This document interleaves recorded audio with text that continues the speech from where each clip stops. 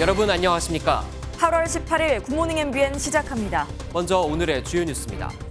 윤석열 대통령이 어제 취임 100일 기자회견에서 여론조사에서 나타난 낮은 국정 지지율과 관련해 민심을 겸허하게 받들겠다며 국민의 숨소리 하나 놓치지 않도록 분골쇄신하겠다고 밝혔습니다. 인사 논란 등 민감한 정치 현안에 대해선 구체적인 답변을 피해갔습니다.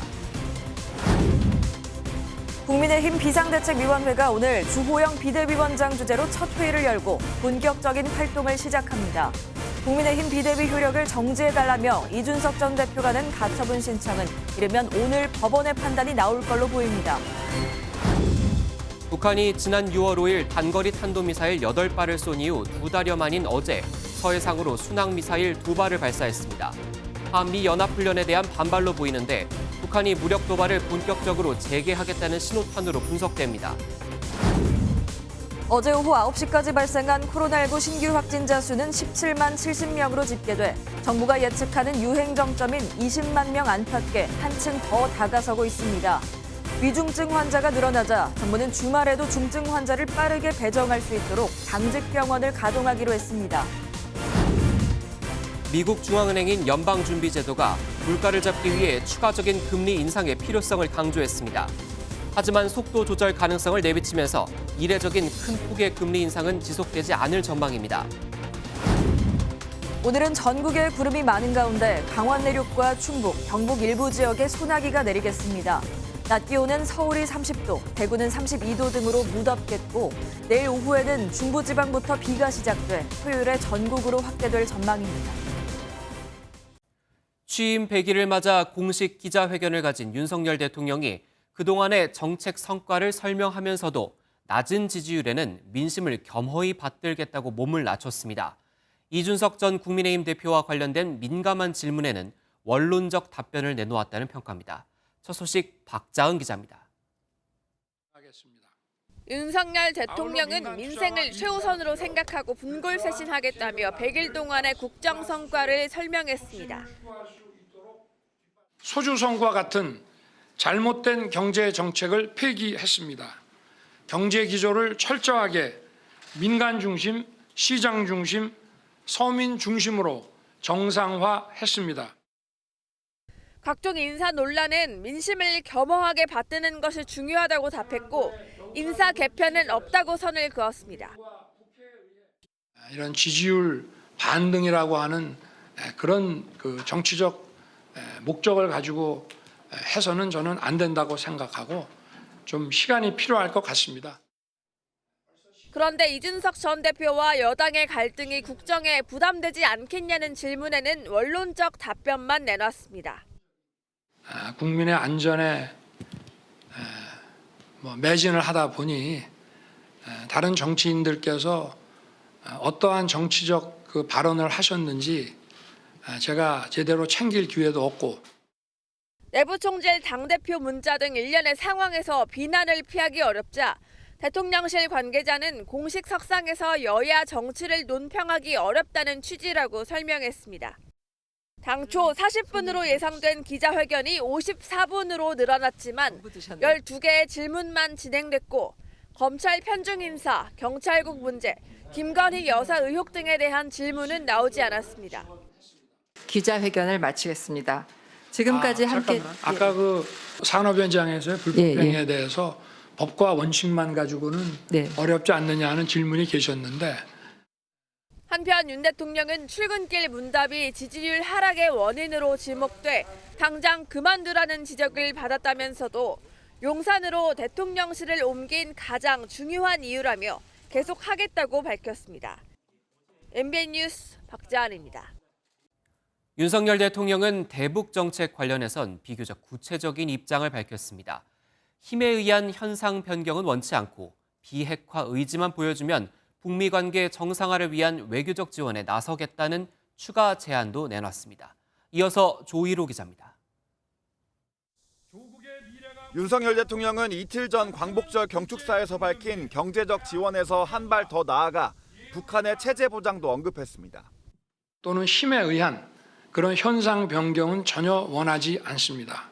제일 중요한 것은 남북 한 간의 지속 가능한 평화의 정착이고 북한이 그에 따라서 자연스럽게 변화한다면 그 변화를 환영하는 것뿐입니다.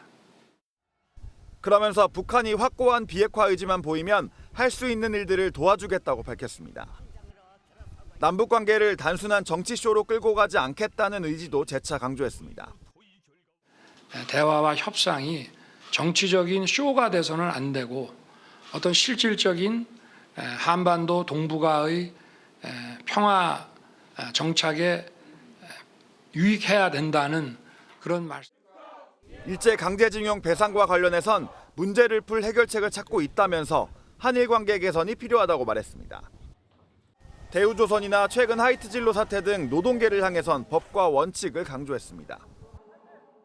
이 법과 원칙이라고 하는 것을 노사를 불문하고 일관되게 유지한다는 그 원칙이 중요하고 또 그 시장에도 정부의 그 일관된 원칙을 그 시장에서 받아들일 수 있도록. 그러면서 노동계 불법 파업에 대해 대화를 시도하되 그래도 타협이 안 되면 공권력 사용에 나서겠다고 말했습니다. MBN 뉴스 조희로입니다. 윤석열 대통령의 100일 기자회견에 대해 더불어민주당은 납부끄러운 자화자찬이라고 비판했습니다.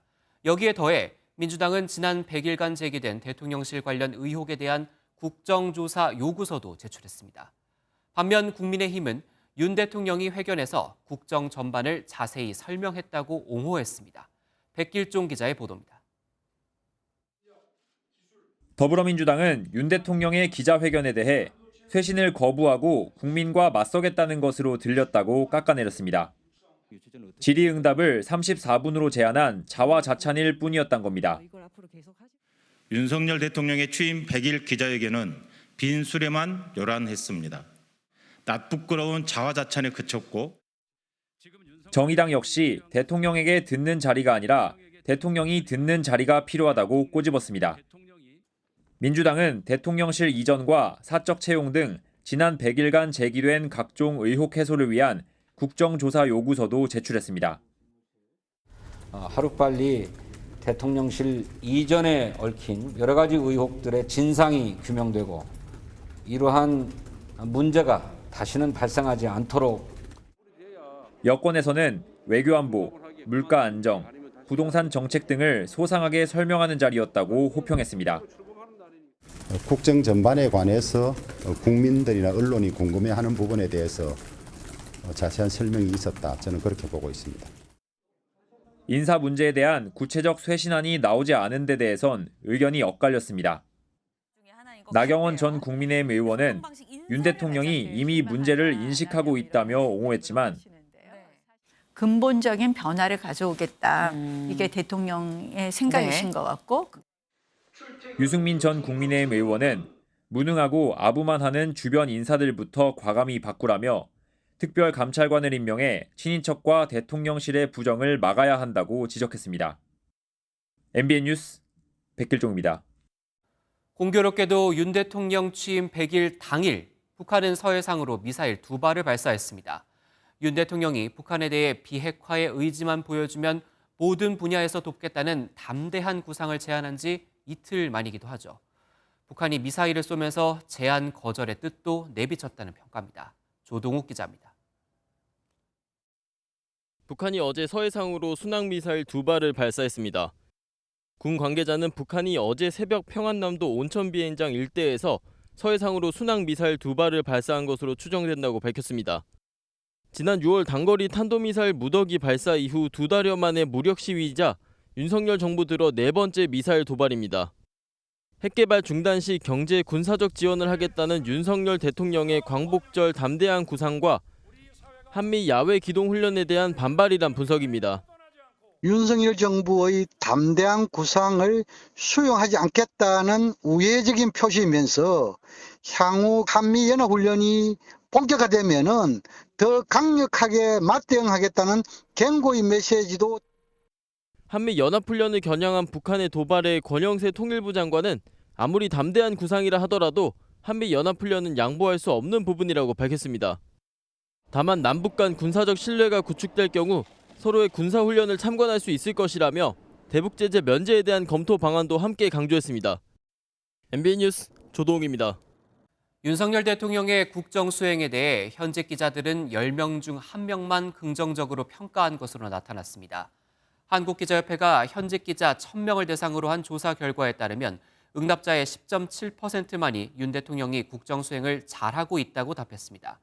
잘못하고 있다는 부정적인 응답은 전체 85.4%를 차지했는데 매우 잘못하고 있다가 47.6%, 잘못하는 편이다가 37.8%였습니다. 이준석 전 국민의힘 대표가 당의 비상대책위원회 체제에 반발해 비대위 효력을 정지해달라고 낸 가처분 신문이 어제 열렸는데요. 예상보다 빠른 1시간 만에 끝났습니다. 이 전 대표는 예고대로 직접 신문에 참석했고 결과는 이르면 오늘 나올 걸로 보입니다. 이규현 기자가 보도합니다. 이준석 전 국민의힘 대표가 당과 주호영 비상대책위원장을 상대로 낸 비대위 효력정지 가처분 사건 신문에 직접 출석했습니다. 절차적으로 잘못된 부분과 더불어 당내 민주주의가 훼손된 부분에 대해 가지고 재판장님께 드릴 수 있는 말씀을 다 드릴 수 있도록 하겠습니다. 법정에서는 국민의힘 비대위 전환 과정이 양측의 주요 쟁점이 됐습니다. 이 전 대표 측은 비대위 전환 결정 과정에서 절차상 문제가 있었다고 주장했습니다. 배현진 전 최고위원 등 사퇴를 선언한 최고위원들이 상임 전국위원회 개최를 의결했고 자신의 당원권 6개월 정지가 당원에 규정된 비상 상황으로 보기 어렵다는 겁니다. 반면 국민의힘 측은 사퇴 의사를 밝힌 최고위원들도 긴급 의결 사항에 참여할 수 있다고 반박했습니다. 또 당대표 임기 2년 중 6개월 동안 권한을 행사할 수 없다면 비상 상황이 맞다고 주장했습니다. 이 전 대표 지지당원의 모임인 국민의힘 바로 세우기가 비슷한 취지로 신청한 효력정지 가처분도 함께 신문이 진행됐습니다. 어느 쪽으로 결론 나든 정치권에 큰 파장을 가져올 이번 신문 결과는 이르면 오늘쯤 나올 것으로 보입니다. MBN 뉴스 이규현입니다. 그런가 하면 당직자 기소 시 직무정지 규정을 바꾸겠다던 더불어민주당은 하루 만에 이를 없던 일로 하기로 했습니다. 이재명 방탄용이라는 비판은 물론 당내 갈등도 우려한 건데 이재명계와 비이재명계의 입장은 엇갈렸습니다. 선한빛 기자가 보도합니다. 더불어민주당이 부정부패 혐의로 기소된 당직자의 직무를 정지할 수 있도록 하는 당원 80조 1항을 그대로 두기로 결론 내렸습니다. 전당대회 준비위원회에서 하급심 금고 이상형으로 직무정지 기준을 높이자고 했지만 이를 받아주지 않은 겁니다. 대신 정치 탄압으로 기소될 경우 윤리심판원 대신 당무위에서 구제할 수 있도록 당원 80조 3항을 수정했습니다. 정치 보복이나 정치 탄압의 수사를 윤리심판원에서 정무적으로 판단하는 것이 맞느냐에 대한 내부에 고민이 있었다라는 말씀을 드리고요. 이재명 방탄용 개정이라는 비판이 제기되면서 불거진 당내 갈등을 우려한 결과라는 해석이 나오는데 우상호 비대위원장은 비대위 결론에 아쉬움을 토로했습니다. 사실상 검찰의 기소권으로 정당의 징계를 인정하는 경우가 바람직하지 않다고 생각합니다. 계파별 입장도 엇갈렸습니다. 박용진 의원은 SNS에 당원 80조의 정신을 살리면서도 여러 동지들의 의견을 함께 포용한 결정이라고 환영 입장을 냈습니다. 반면에 장경태 의원은 SNS에 계파 싸움으로 몰고 가는 것도 이해가 가지 않지만 당원의 요구를 무시하는 행태는 더 이해가 가지 않는다고 반박했습니다. 이재명계 좌장으로 불리는 정성호 의원은 MBN과 통화에서 오늘 결론으로 더 이상 소모적인 논쟁이 없었으면 한다는 입장을 밝혔습니다. MBN 뉴스 선한빛입니다. 윤석열 대통령이 오늘 새 정부 첫 검찰총장으로 이원석 대검 차장검사를 지명할 예정입니다. 검찰총장 후보추천위원회는 이 차장을 포함한 4명을 후보로 선정했고 한동훈 법무부 장관은 이 차장을 윤 대통령에게 제청하기로 했습니다. 이 차장은 검찰 내 대표적인 특수통으로 분류되는데 윤 대통령의 지명 이후 국회 법제사법위원회 인사청문회를 거쳐 최종 임명됩니다. 국회 행정안전위원회가 오늘 전체 회의를 열고 행정안전부와 경찰청에 대한 첫 업무 보고를 받습니다. 회의에는 이상민 행안부 장관과 윤희근 경찰청장, 김순호 초대 경찰국장이 출석할 예정입니다. 또 경찰국 신설을 반대하며 전국 경찰서장 회의를 주도했던 유사명 총경도 출석하면서 경찰국을 둘러싼 여야의 치열한 공방이 예상됩니다. 어제 국내 코로나19 신규 확진자 수가 18만 명대로 넉 달 만에 가장 많았습니다. 오늘 발표될 확진자 수도 17만 명이 넘을 것으로 보이는데요. 정부가 예측한 정점인 20만 명에 근접한 수치입니다. 위중증 환자 수도 연일 500명을 웃돌면서 정부는 주말과 휴일에도 병상을 배정받을 수 있는 당직 병원을 운영하기로 했습니다. 이 소식은 권용범 기자가 전해드리겠습니다. 어제 0시 기준 코로나19 신규 확진자 수는 18만 803명으로 전날보다 약 2배 급증해 18주 만에 최다치를 기록했습니다. 정부가 예측했던 이번 채 유행의 정점인 하루 신규 확진자 20만 명에 가까운 수치입니다. 오후 9시까지 발생한 신규 확진자 수는 17만 70명으로 집계돼 오늘 0시 기준 17만 명 초중반대를 기록할 전망입니다. 방역당국은 이번 달 말까지 유행이 정점을 찍고 서서히 감소세로 돌아설 것으로 내다보고 있습니다. 여기에 가을철이 다가오면서 일교차가 커져 독감 환자도 동시에 늘어나는 트윈데믹 우려 또한 나오는 상황. 실외에서의 마스크 해제가 되어 있는 상황에서 코로나19와 독감이 같이 유행할 가능성은 있습니다. 특히 이전 2년간 독감이 유행하지 않았기 때문에 면역력은 상당히 많이 떨어져 있을 수 있는. 위중증 환자 수는 469명으로 연휴 기간 호전되거나 격리 해제된 환자가 늘어 전날보다 94명 줄었습니다. 위중증과 사망을 최소화하기 위한 의료 대응 체계도 안정적으로 운영이 되고 있습니다. 현재 중환자 병상 가동률은 43.7%, 그리고 입원 대기는 없습니다. 정부는 주말이나 휴일에 중증 기저질 환자나 고위험 산모 등이 신속하게 입원 치료를 받을 수 있도록 당직 병원을 지정하기로 했습니다. 이번 주 토요일부터 6주간 수도권 상급 종합병원 3곳이 당직 병원으로 운영될 계획입니다. MBN 뉴스 권용범입니다. 전 세계로 퍼지고 있는 원숭이 두창의 발병 건수가 3만 5천 건을 넘었습니다. 일주일 간격으로 20%씩 늘어나는 꼴입니다. 세계보건기구 WHO는 최근 사람에게 옮은 듯하다는 반려견 감염 의심 사례에 대해서도 주의를 당부했습니다. 고정수 기자입니다. 아프리카 외 비풍토병 지역에서 나타나는 원숭이 두창이 급속도로 확산하고 있습니다. 지난달 말 코로나19와 마찬가지로 국제적 공중보건 비상사태가 선언된 원숭이 두창의 감염 사례는 92개국에서 3만 5천 건 이상이 보고됐습니다. Almost 7,500 cases were reported last week, a 20% increase over the previous week, which was also 20% more than the week before. 유럽과 미국 등을 중심으로 지난 6월 3천 명 정도였던 감염 건수가 일주일 간격으로 20%씩 늘고 있는 추세를 보인 겁니다. WHO는 최근 프랑스에서 원숭이 두창에 걸린 반려견을 두고 사람을 통해 반려견이 감염된 첫 사례라고 밝혔습니다. I don't expect the virus to evolve any more quickly in one single dog than in one single human. WHO는 확진된 이들이 반려동물과 격리되는 등 주의가 필요하지만 동물 자체가 위험하진 않다고 설명했습니다. MBN 뉴스 고정수입니다. 미국 중앙은행인 연방준비제도가 언젠가는 금리 인상 속도를 늦출 것이라고 예고했습니다. 이 같은 소식에 뉴욕 증시는 한때 낙폭을 줄였지만 하락 마감했습니다. 워싱턴에서 최중락 특파원이 전해드립니다. 미국 연방준비제도가 공개한 7월 연방공개시장위원회인 FOMC 회의록. 참석자들은 0.75%포인트 금리를 올리는 연속 자이언트 스텝에 모두 동의했습니다. 인플레이션 대처를 위해 경제를 둔화시킬 수 있지만 기준금리를 높게 인상할 필요가 있다는데 의견이 일치된 겁니다. While another unusually large increase could be appropriate at our next meeting, that is a decision that will depend on the data we get between now and then.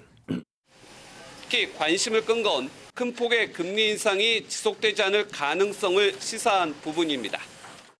일정 시점에는 기준금리 인상의 속도를 늦추는 것이 적절할 것 같다고 지적한 겁니다.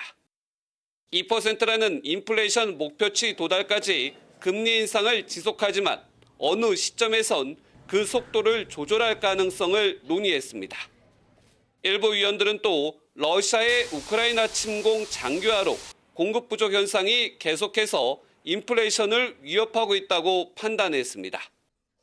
연준이 금리 인상 속도를 조절할 수 있다는 이른바 비둘기 발언이 공개된 직후 뉴욕 증시는 낙폭을 줄였지만 반등분을 내주면서 다우와 나스닥 모두 하락 마감했습니다. 미국의 금리를 결정하는 연방준비제도는 다음 달 21일 이뤄지는 가운데 지난달 0.75%포인트 금리 인상보다 낮아진 0.5%포인트 빅스텝 가능성이 커지고 있습니다. 워싱턴에서 MBN 뉴스 최중락입니다. 미국 바이든 대통령이 2030년까지 탄소 배출을 2005년 대비 40%로 줄이기 위해 7,400억 달러, 우리 돈 910조 원 규모의 지출 계획을 담은 기후변화 대응법에 서명했습니다. 법안은 전기차 보급 확대를 위해 미국산 부품과 광물을 사용해 미국에서 생산된 전기차만 세제 혜택을 받는 내용이 담겼습니다. 이에 따라 국내에서 생산돼 미국으로 수출되는 기아, 현대 등 한국산 전기차에 타격이 불가피할 것으로 보입니다. 지난 8일 발생한 폭우로 경기도 성남시 판교동의 한 오피스텔 지하가 잠기며 물과 전기가 끊겼습니다. 그런데 피해가 발생한 지 벌써 열흘이 지났지만 배수 작업은 끝나지 않았고 아직도 물이 나오지 않고 있습니다. 강세현 기자입니다. 지하 주차장 입구로 흙탕물이 거세게 밀려 들어옵니다. 순식간에 지하 3층까지 물바다로 변하고 안에 있던 차들은 그대로 갇혀버립니다. 폭우가 내린 지난 8일, 경기 성남시의 한 오피스텔 지하 주차장은 뒷산에서 내려온 흙과 빗물로 가득 찼습니다. 순식간에 물이 허리까지 차더라고요. 그래서 대피하라고 그래가지고 비상구 쪽으로 갔는데 그쪽도 막 물 떨어져서. 침수가 된 지하 주차장입니다. 제 뒤로는 미처 빠져나가지 못한 차들이 있는데요. 이렇게 보시는 것처럼 바닥에는 진흙과 물로 가득 차 있습니다. 차량 270여 대가 피해를 입었고 지하에 있던 수도와 전기시설이 잠기며 물과 전기가 끊겼습니다. 상한 것들은 다 버렸다는 말씀이시죠? 네, 딱 봤을 때 상했다 싶은 거는 다 갖다 버렸고요. 전기는 임시로 복구됐지만 수돗물은 여전히 나오지 않습니다. 제가 사는 집인데 생활을 못 한다는 것 자체가 제일 힘들긴 합니다. 주민분들도 많이 나와서 도와주시고 계신데 저도 지금 지난주 화요일 하루 쉬고 계속 나와 있는 상태라서. 피해는 이번이 처음이 아니었습니다. 지난 6월에도 비가 내리자 흙탕물이 쏟아져 내려와 주차장이 침수됐습니다. 주민들은 지자체와 시행사 시공사에 대책 마련을 요구하고 있습니다. 그리고 애초에 건축 허가 당시에 조건부 허가 사항에 그 내용이 있기도 했어요. 이쪽으로 유입이 되면 안 된다, 물길이. 그런데 지금 그렇게 시공이 되지 않았고. 성남시가 행정력을 총동원해 지원책을 마련하겠다고 밝혔지만 언제 주민들이 집으로 돌아와 정상적인 생활을 할 수 있을지는 여전히 불투명합니다. MBN 뉴스 강세현입니다. 제주 전역에 호우특보가 발효되면서 천둥, 번개를 동반한 많은 비가 쏟아졌습니다. 이로 인해 제주 곳곳에서 주택이 물에 잠기는 등 비 피해도 잇따랐는데요. KCTV 제주방송 김경임 기자의 보도입니다. 갑자기 내린 폭우로 주택마당에 물이 가득 찼습니다. 화단에 정성스레 키우던 농작물도 빗물에 잠겨버렸습니다. 행여나 빗물이 지방까지 들이치지는 않을까 주민들은 뜬 눈으로 밤을 지새워야만 했습니다. 물 푸고 한데 또 아침에 또 들어온 거라 물이. 그래가지고 그난 아이고 무서워 살찌고 와서 걱정만 그냥 비만 와가면 난 잠을 못 자. 노이로에 걸려가지고. 성인 무릎 높이까지 빗물이 차오르면서 마을 안길은 사라져버렸습니다. 소방대원들이 양수기를 쉴 새 없이 돌려보지만 역부족입니다. 밤부터 내린 폭우로 인해 일대 도로와 주택 마당 등이 물에 잠기면서 10시간 넘게 배수 작업이 이뤄지고 있습니다. 세차게 쏟아지는 집중호우에 밭도 물에 모두 잠겨버렸고 제주시 화북동에서는 도로 일부가 침수되면서 긴급 배수 작업이 이루어졌습니다. 이 일대를 지나는 차량들은 한동안 통행에 불편을 겪기도 했습니다. 제주 전역에 호우특보가 발효된 가운데 천둥, 번개를 동반한 시간당 30mm 안팎의 비가 내렸습니다. 특히 산지의 경우 300mm가 넘는 강수량을 기록하면서 한라산 입산이 전면 통제됐습니다. 연일 폭염이 이어지던 제주. 갑자기 내린 기록적인 폭우는 곳곳에 생채기를 남겼습니다. KCTV 뉴스 김경임입니다. 스토킹 범죄 신고에 대한 보복으로 피해자를 찾아가 살해한 김병찬 사건, 그리고 연락을 거부하는 스토킹 피해자의 집에 찾아가 새 모녀를 살해한 김태연 사건 기억하실 텐데요. 법무부가 이에 대한 대책으로 스토킹 범죄자에게 출소 후 최대 10년까지 전자발찌를 부착하는 방안을 추진합니다. 오지혜 기자입니다. 지난해 10월 스토킹 처벌법이 시행됐지만 스토킹 범죄는 증가하고 있습니다. 지난해 새 모녀를 연쇄 살해한 김태형과 신변 보호 중인 전 여자친구를 살해한 김병찬도 범행 전부터 피해자를 스토킹했습니다. 이에 법무부가 일부 개정안을 통해 기존 전자발찌 대상의 스토킹 범죄로 유죄 판결을 받은 사람을 포함시킬 예정입니다. 국민의 눈높이에서 볼 때 개선해야 할 사각지대들이 많이 있습니다. 스토킹 범죄자에 대해서 전자장치 부착해서 피해자의 불안을 해소하겠습니다. 개정안이 시행되면 스토킹 범죄로 징역형 실형이 선고될 경우 출소 후 최장 10년까지 전자발찌 부착 명령을 내릴 수 있습니다. 집행유예는 최장 5년까지 부착 명령이 가능해집니다. 또한 접근이 금지된 스토킹 피해자에게 일정 거리 안으로 접근하면 보호관찰관에게 통보되는 실시간 경보체계도 구축할 계획입니다. 법무부는 다음 달 27일 입법 예고가 끝나면 국무회의를 거쳐 국회에 법안을 제출할 방침입니다. MBN 뉴스 오지혜입니다. 초등학교 근처 어린이 보호구역에서 14톤 트럭이 인도를 넘어 상가로 돌진하는 아찔한 사고가 났습니다. 다행히 방학 중이라 큰 인명피해는 없었는데 사고를 낸 트럭 운전자는 면허 정지 수준의 만취 상태였습니다. 박상호 기자입니다. 아직 문을 열지 않은 대구의 한 정육점입니다. 갑자기 차량 한 대가 유리창을 뚫고 가게 안으로 돌진합니다.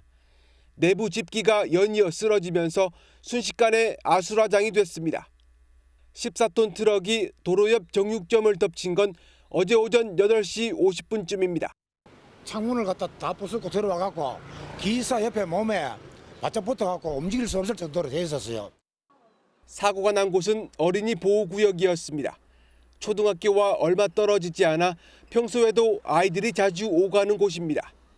다행히 방학 중이고 아침 시간이라 사고 당시에 지나가던 사람은 없었습니다. 다리 등을 다쳐 병원으로 옮겨진 60대 운전자는 면허 정지 수준의 음주 상태였습니다. 말도 못했죠. 너무 참담했고 아동 보호구역인데 이게 이렇게 가속을 해가지고 이렇게 온다는 건 말이 안 되죠, 진짜. 운전자는 브레이크가 제대로 작동하지 않았다고 말한 것으로 알려졌습니다. 경찰은 운전자가 치료를 마치는 대로 사고 경위를 조사할 예정입니다. MBN 뉴스 박상호입니다. 검찰은 민주당 이재명 의원의 변호사비 대납 의혹과 관련해 쌍방울 그룹을 수사하고 있죠.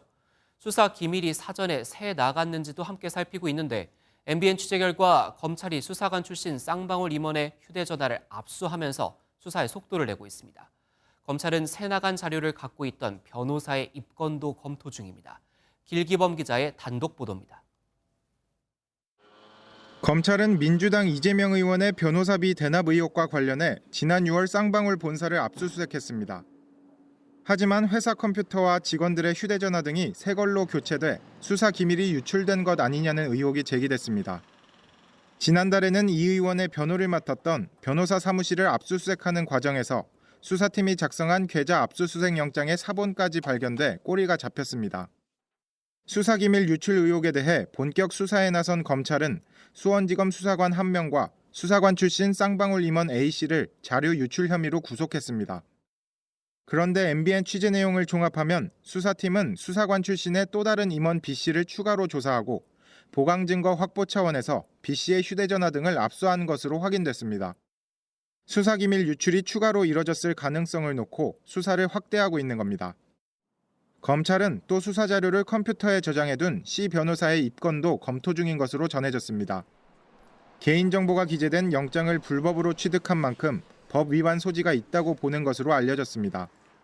C 변호사는 해당 의혹에 대해 입장을 묻는 MBN과의 통화와 문자에 답하지 않았습니다.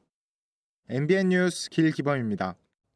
계열사를 동원해 개인 회사를 지원하고 회사 돈 3,300억 원을 가로챈 혐의로 재판에 넘겨진 박삼구 전 금호아시아나그룹 회장에 대해 1심 법원이 징역 10년을 선고했습니다. 재판부는 개인 회사를 위해 계열사를 이용하는 건 다른 이들의 정당한 이익을 해한다며 중형을 내렸습니다. 정태웅 기자가 보도합니다. 어두운 표정으로 법정에 들어서는 박삼구 전 금호아시아나그룹 회장. 주주나 직원분들에게 하실 말씀 없으세요? 직원들한테 미안하죠. 심려를 끼쳐서.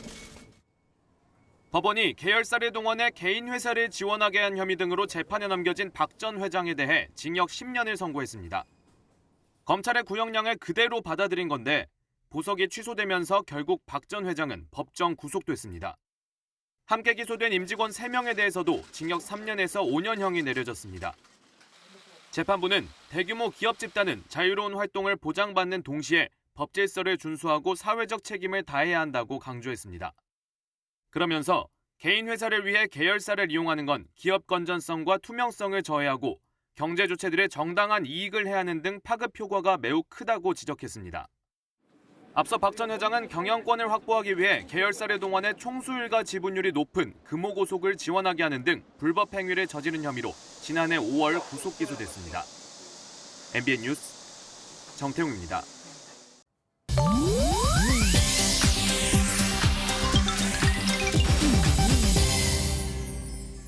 인터넷에선 어떤 소식들이 화제일까요? 인터넷 와글와글입니다. 충북 대청호에 거대한 쓰레기 섬이 생겼습니다. 최근 중부지방을 강타한 집중호우로 지난주 이후 호수에 103제곱미터가량의 부유 쓰레기가 유입됐기 때문인데요. 그나마 2020년의 부유 쓰레기 양보다는 훨씬 적은 편이라고 합니다. 대부분 나무나 플라스틱, 비닐, 스티로폼 등으로 빨리 건지지 않으면 물을 머금어 밑으로 가라앉으면서 수거가 더 어려워진다는데요. 향후 태풍도 예상돼 수거가 시급한 상황이라죠. 폭우가 끝나 한숨 돌리는가 싶었는데 쓰레기와의 전쟁이 시작됐네요. 코가 손이라는 코끼리가 실제로 이 코를 이용해 아이에게 신발을 주워줘 눈길을 끌었습니다. 중북 동부 산둥성의 한 동물원. 아이가 실수로 코끼리 우리 안으로 신발을 떨어뜨렸는데요. 이때 코끼리가 신발을 앞발로 먼저 고정한 후 코로 짚더니 울타리 쪽으로 다가와 내밉니다. 아이와 보호자는 손을 내밀어 신발을 건네받았는데요. 코끼리는 아이가 풀을 건네자 차분하게 코로 받아먹기까지 했습니다. 해당 코끼리는 올해 25살로 평소 관광객들과 교류하는 걸 좋아하는 친구라는데요. 일각에선 먹이를 받아먹기 위해 학습된 행동일 거란 말도 나오지만 대다수 누리꾼들은 인간에게 공감하는 코끼리의 행동에 마음이 따뜻해졌을 것 같네요. 미국에서는 바다 위에서 용오름 현상이 포착됐습니다. 플로리다주의 한 해변, 저 멀리 바다 위로 거대한 물기둥이 보입니다. 구름과 연결돼 더 웅장한데요. 옆에서는 천둥 번개까지 쳐 정말 용이 승천이라도 하듯 신비한 모습입니다. 용오름은 수면에서 부는 바람과 상공에서 부는 바람의 방향이 다를 때 발생하는데 최근 제주도에서도 발생한 바 있죠. 내부 회전 속도는 무려 시속 100에서 200km에 달해 사고를 일으킬 수 있는 만큼 현지 기상청은 특별 해양 경보를 내 인명피해가 없도록 주의를 당부했다고 합니다. 인터넷 와글와글이었습니다. 금리 상승기를 맞아 요즘 재테크 전략이 확 달라졌습니다. 이자를 1% 아니 0.1%라도 더 주는 곳을 찾으러 사람들이 움직이거든요. 최은미 기자가 새로 등장한 재테크 방법을 소개해드립니다. 직장인 장홍석 씨가 목돈 넣어둘 곳을 찾다 선택한 곳은 연 2%의 이자를 하루 단위로 주는 파킹 통장입니다. 매일 받는 이자가 다음 날엔 원금이 돼 복리 효과를 누릴 수 있습니다. 매일매일 이자가 쌓이고 그 쌓인 이자를 맨날 받게 하면서 원금도 커지고 성취감도 느끼고 그렇게 매일 자금을 조금씩 불려나가고 있습니다. 기준금리 상승으로 입출금이 자유로운 파킹 통장 이율은 최고 3.2%까지 올랐습니다. 사회초년생들은 목돈 만들기로 소액 적금을 이용한 짠테크를 실천합니다. 이용현 씨는 10,000원으로 시작해 26주 동안 10,000원씩 늘려가며 저축하는 이른바 풍차 돌리기 재테크를 시작했습니다. 처음에 조금만 돈으로 계속 불려가는 거다 보니까 적은 돈으로도 부담 없이 시작할 수 있겠다 싶어서 시작을 했고 한번 습관을 점점 들이다 보니까 점점 더 아끼게 되더라고요. 적금에 실제 넣은 돈의 2배 효과를 보는 선납 이연 방식도 있습니다.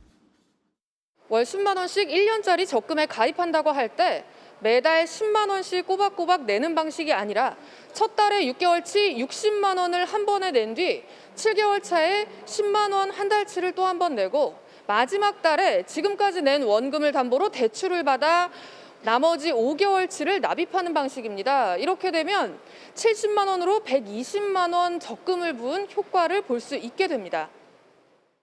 지역 신협이나 새마을금고에 조합원으로 등록해 이자소득세 대신 1.4%의 농어촌 특별세만 내 15.4%에 달하는 세금을 아끼는 것도 많이 알려진 짠테크 방법입니다. MBN 뉴스 최은미입니다. 이영 중소벤처기업부 장관은 대형마트 의무휴업 규제 폐지 여부를 단순히 온라인 여론조사 방식으로 결정하는 건 반대한다고 거듭 밝혔습니다. 이 장관은 MBN과의 인터뷰에서 이같이 말하고 마트 규제 완화와 관련해선 산업구도 변화나 코로나19 등의 영향평가와 연구조사가 선행돼야 한다고 덧붙였습니다. 한편 국무조정실은 오는 24일 2차 규제 심판 회의를 열고 대형마트 의무휴업 폐지와 관련한 논의를 합니다.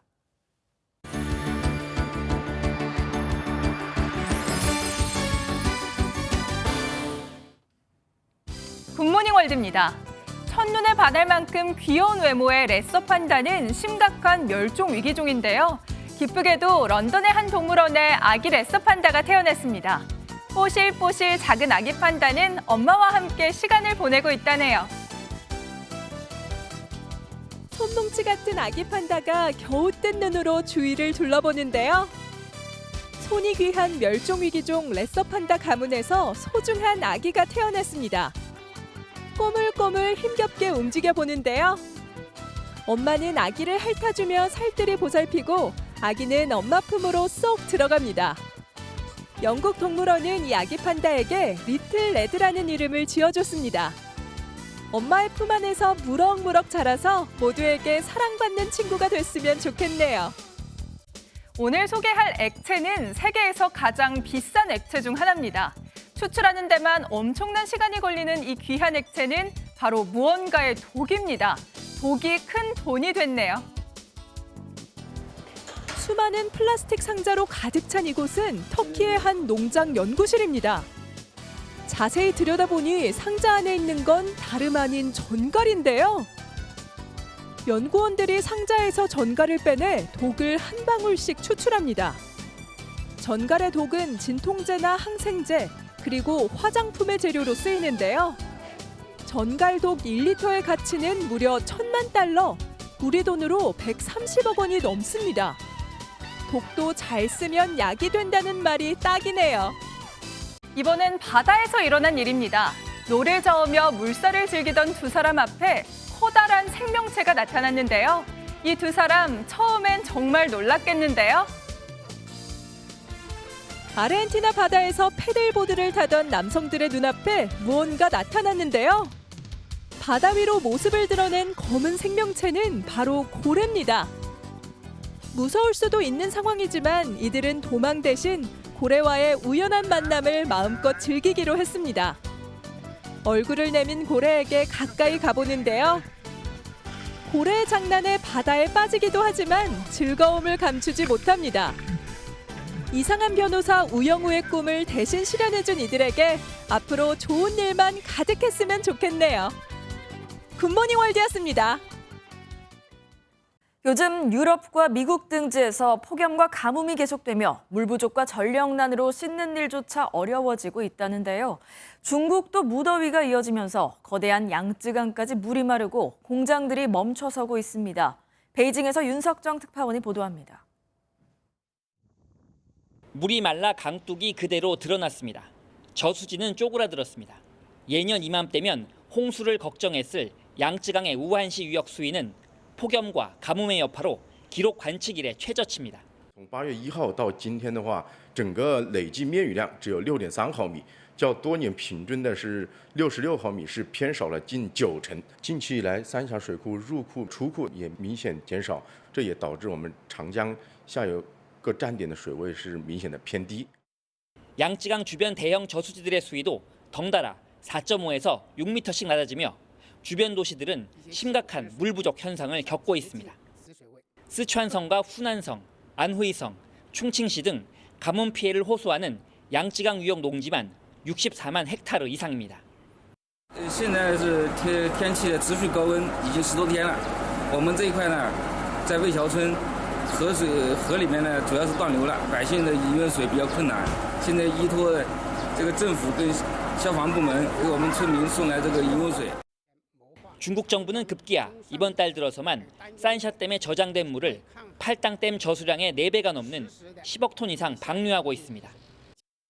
그럼에도 피해는 점점 늘고 있습니다. 스촨성의 경우 폭염으로 전력 수요가 급증해 전력난까지 겹치며 이번 주 성내 모든 산업시설의 가동을 중단했습니다.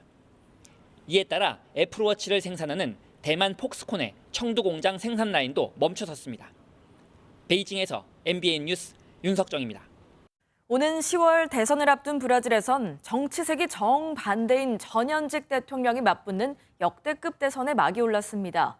최근 여론조사에서 앞선 전 대통령이 정권을 되찾는다면 중남미에는 좌파 국가가 하나 더 늘어나게 됩니다. 이동훈 기자가 보도합니다. 자이르 보우소나루 브라질 대통령이 모터바이크를 탄 채 자신감 넘치는 표정으로 나타납니다. 브라질에서 10월 2일 투표를 앞두고 16일 공식 선거운동이 시작됐습니다. 12명의 후보가 출마했지만 사실상 극우 성향의 보우소나루 현 대통령과 좌파인 루이스 이나시우 룰라 다시우바 전 대통령의 2파전입니다. 육군사관학교를 졸업해 전역 후 극우 정치인으로 변신, 거침없는 발언으로 브라질의 트럼프로 불리기도 한 보우소나루는 지난 2018년 흉기 공격을 받은 장소를 첫 유세 현장으로 선택했습니다. Voltando a essa cidade, a recordação que eu levo é de renascimento. 지난 2003년부터 2010년에 집권했던 룰라 전 대통령은 좌파의 상징입니다. 불우한 어린 시절을 딛고 노동운동을 이끌었고 1980년 정치에 입문한 뒤 대권 도전 4번 만에 당선됐습니다. 룰라는 보우소나루 대통령의 극우 성향을 비판하고 팬데믹에도 마스크를 쓰지 않은 행동을 꼬집었습니다. Você não acreditou na medicina, você acreditou na sua mentira, porque se tem alguém que é possuído pelo demônio, é esse Bolsonaro. 유세 전날 발표된 현지 여론조사에서는 룰라가 44%, 보우소나루가 32% 지지율을 나타냈습니다. 룰라가 승리하면 2018년 이후 멕시코, 아르헨티나 등에 이어 브라질까지 중남미 경제 상위 6개 나라를 모두 좌파 정권이 이끌게 됩니다. MBN 뉴스 이동훈입니다. 정체전선이 물러가고 모처럼 전국 하늘에는 구름만 간간히 지나고 있습니다. 다만 아침까지 짙은 안개에는 유의하셔야겠는데요. 대기 중에 수증기가 풍부해서 안개가 짙게 낀 곳이 많습니다. 특히 충청 이남을 중심으로 가시거리가 200m 안팎까지 좁혀져 있습니다. 출근길 앞차와의 간격을 넉넉히 두고 안전운전 하셔야겠습니다. 안개는 기온이 오르면서 점차 걷히겠고요. 오늘 전국이 대체로 맑은 가운데 평년 이맘때 날씨를 보이겠습니다. 서울은 30도로 어제와 비슷한 더위를 보이겠고요. 부산은 29도로 어제보다 5도가량 껑충 오르겠습니다. 오늘도 동쪽 내륙 곳곳에는 소나기 소식이 들어있습니다. 기습적으로 쏟아질 수 있는 만큼 우산 꼭 챙겨주셔야겠습니다. 예상 강수량은 5에서 40mm로 양은 많지 않겠지만 짧은 시간에 국지적으로 강하게 쏟아질 수 있어 주의하셔야겠습니다. 지역별 현재 기온 보겠습니다. 서울 22.7도, 대전 21.2도, 부산은 22.3도로 대부분 지역에서 밤사이 열대야가 쉬어가고요. 한낮 기온은 대전과 광주 31도, 대구는 32도로 어제와 비슷하거나 조금 높겠습니다. 내일은 다시 비 소식이 들어있습니다. 오후부터 중부와 경북 북부에 비가 내리기 시작하겠고요. 모레는 전국으로 비가 확대되겠습니다. 날씨였습니다. 굿모닝 MBN 마칩니다. 시청해주신 여러분 고맙습니다.